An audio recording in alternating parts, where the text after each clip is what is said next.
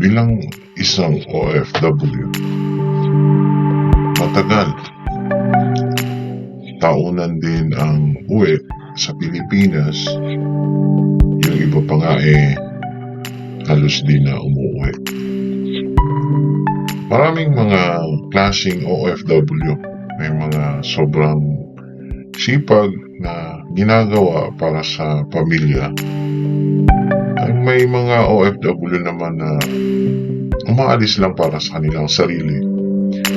Pero di natin alam pala na habang tayo ay minsan sa sobrang sipag natin, nawawala na tayo sa ating sarili.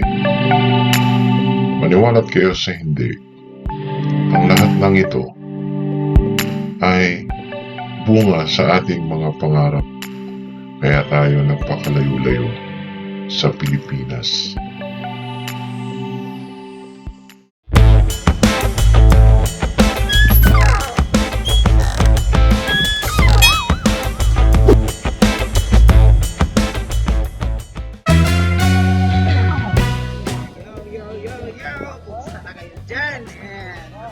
What is up mga bay, mga tay? Kumusta na kayo dyan? And how are you doing? Nakita na naman ninyo ang aking pagbumuka. So, ayan guys. Nandito tayo ngayon sa lugar na hindi namin minsan pa napuntahan. And welcome back to another vlog. And andito kayo sa Hit Cave. Nakikita ninyo ngayon dito sa Hit Cave. Napalibutan tayo ng syempre yung bundok.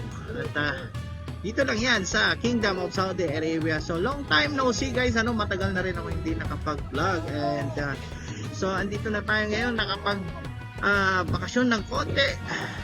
So kasi holiday, Saudi Founding Day ngayon dito sa Kingdom of Saudi Arabia. So binigyan tayo ng holiday. So tingnan natin ang palibot ngayon kung ano ang Hit Cave dito sa Saudi Arabia. So ayun guys, nakikita ninyo ngayon ang magandang view or patakip silim na araw dito sa Saudi Arabia. So ayan, sobrang ganda at medyo nakaka-fresh ng mata habang lagi tayong nagtatrabaho dito sa malayo. And experience once in a lifetime and up close and personal na mismo ang mga bundok na to. So, ayun guys, kung gusto niyo pumunta dito, yun, may parking space naman sila dito, malawak din. So, dito lang ninyo i-parking ang mga sasakyan ninyo. So, ayan guys, at syempre of course, magdala kayo ng tubig ninyo at kung ano-ano pang pagkain. for the information of everybody, ayan guys, nandun sila sa taas. Ewan ko kung makikita against the sun, yan So may mga umaakit doon sa taas. So maganda ang bundok na to, and first time kong nakita, muntik na mahulog yung bundok na yun guys. So konti na lang at tumatagilid, So etong Hit Cave na to ay dito sa tawag dito sa Saudi, syempre so taglamig pala dito sa Saudi guys, and sabi nila pag pumasok ka daw dyan sa Hit Cave mismo, ay kaya nga tinatawag na Hit Cave kasi siya, mainit sa loob. So taglamig pala dito sa Saudi ngayon, guys. So patapos na rin ang taglamig, and now lang ang time na papasyalan natin ang lugar na to. So tingnan natin kung talagang Hit Cave siya, yung mga Pilipino din na pumunta ngayon. Ayan, yan, mga nasa unahan na yan, Pilipino yan guys.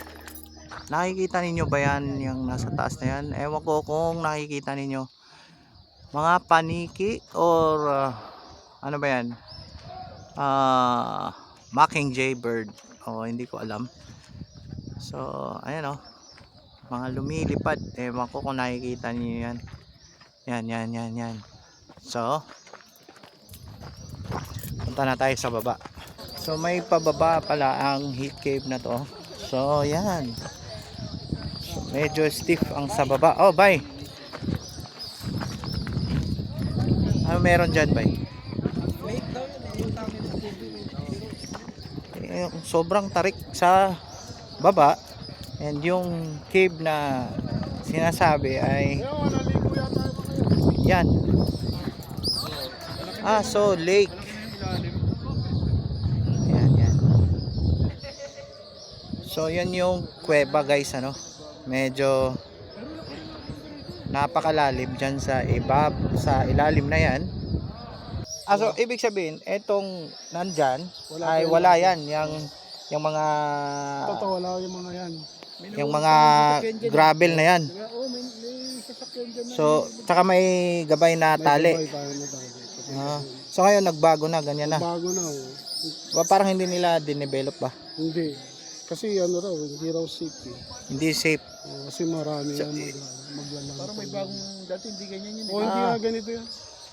So, Saan ayan. baba mo dyan? Pagbaba okay lang. So, ayan guys, medyo delikado nga dito, Wala, for the safety of everybody, medyo, ayun delikado nga ang landslide dito. Kung sakali, wag naman. Ayan. Pwedeng mahulugan ng bato dito or whatever.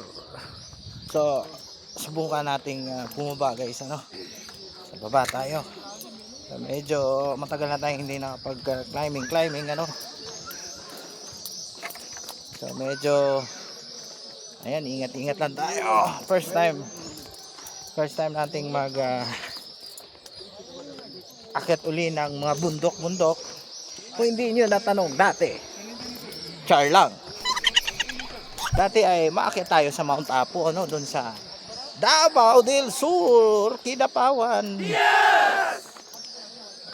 So, ayan nga guys, napaka stiff siya.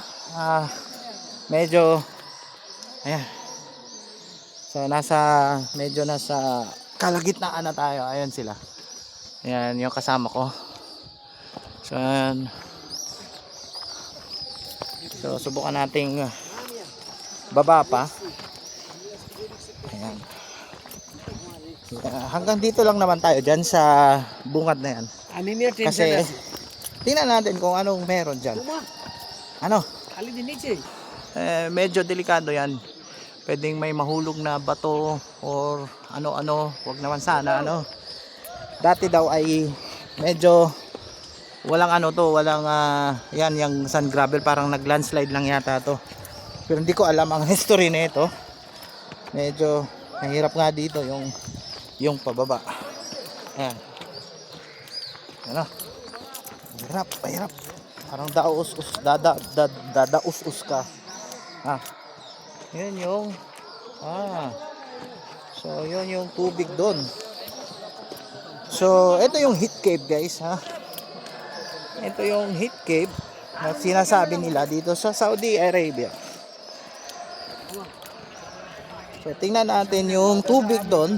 Hanggang dito lang tayo guys. Ayan guys, may naliligo sa baba. Ayan Yan, may naliligo. Malinaw ang tubig pala.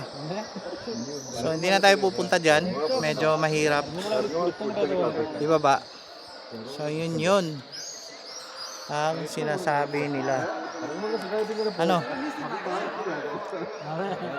Medyo weird at first time nating bumaba dito.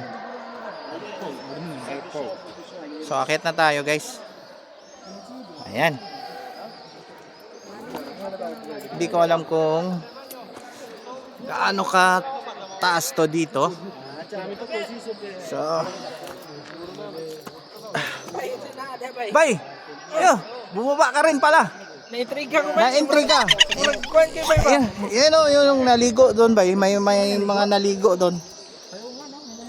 So maraming pupunta dito guys, na mga iba't ibang lahi. Especially yung mga expat, yan. Sila yung mga Indiano, may mga Bangladesh, may mga hindi ko nakikita yung iba, yung mga Saudi mismo. Di man siya pinagbawal, wala namang sinabi na pinagbabawal to dito pagka pumunta ka. Bay? Akit na tayo. So ayan, napakit na tayo uli ano. So hindi lang siya safe for mga bata ano guys. Kasi walang proper safety dito ano. Dapat may lubid to. Yung sabi nga ni kababayan kanina na dati may lubid dito papuntang pababa ano. So yun, hawakan para hindi madulas yata. So hala, ngayon lang ako nakaakyat uli ng ganito katarik. Ha?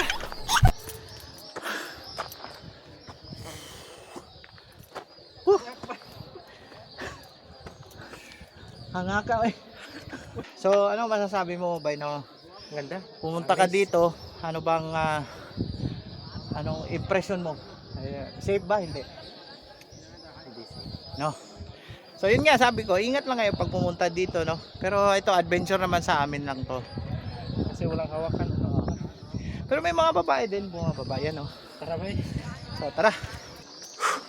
So nakakahingal din ano guys ha. Nakakahingal din yung ginawa namin ni Job. Ayun sa likod ko. So yun guys siguro no, sa sobrang tagal ko nang hindi nag-vlog at syempre hihingalin ka. Kahit sa pag sasalita lang ano. Char lang yun. So ayan guys no, hanggang dito na lang at siguro naman ay kahit papano ay na-tour ko kayo at nabigyan ko kayo ng mga kaunting information ano papunta dito sa Saudi and ayun mga tips and destinations na papunta dito. Ayan. So uulitin ko hanggang dito na lang siguro guys ang aking vlog at huwag niyo sanang kalimutang mag-subscribe sa aking channel at para updated kayo sa mga susunod ko na mga video at lagi niyong tandaan just only love mga bye mga day. So see you on my next vlog. Peace.